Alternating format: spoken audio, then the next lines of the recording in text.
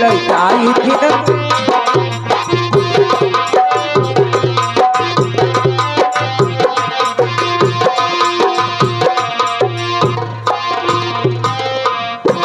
एक गाजा कपिवैया भैया चट दे चिलम चढ़ाई एक गाजा कपिवैया भैया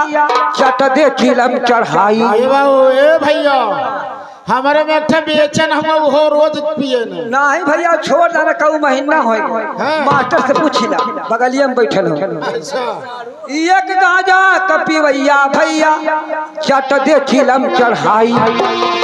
और नशे में होई के घरे जगैले नहर कहल माई नसवा न रकै में ले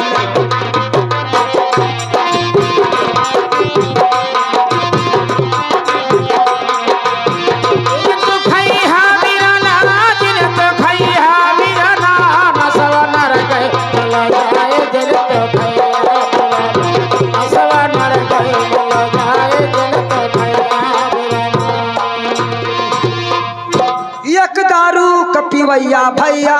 मोहरी में गिरा भहराई एक दारू कपिवैया भैया मोहरी में गिरा भहराई ए मास्टर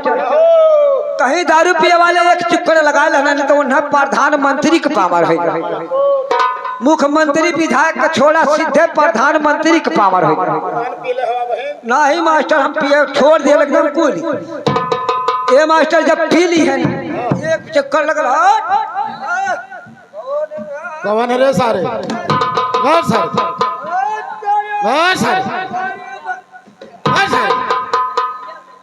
अरे सारे साइकिलिया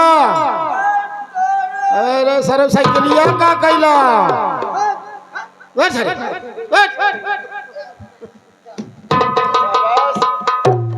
साइकिलिया ले जा कौनो भले उठे का पावर ना रही लेकिन पावर भले उठी ना पे खड़ा हो चिल्ला चिल्ला गिरी लेकिन पावर प्रधानमंत्री करे एक दारू कपिवैया भैया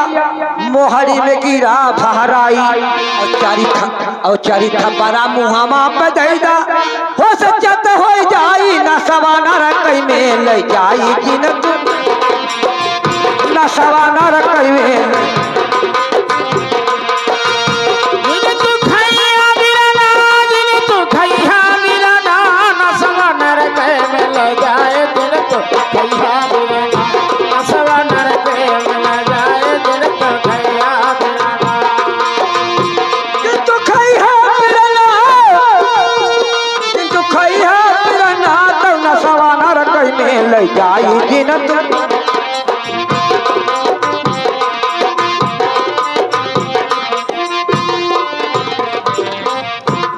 तो आप लोगों ने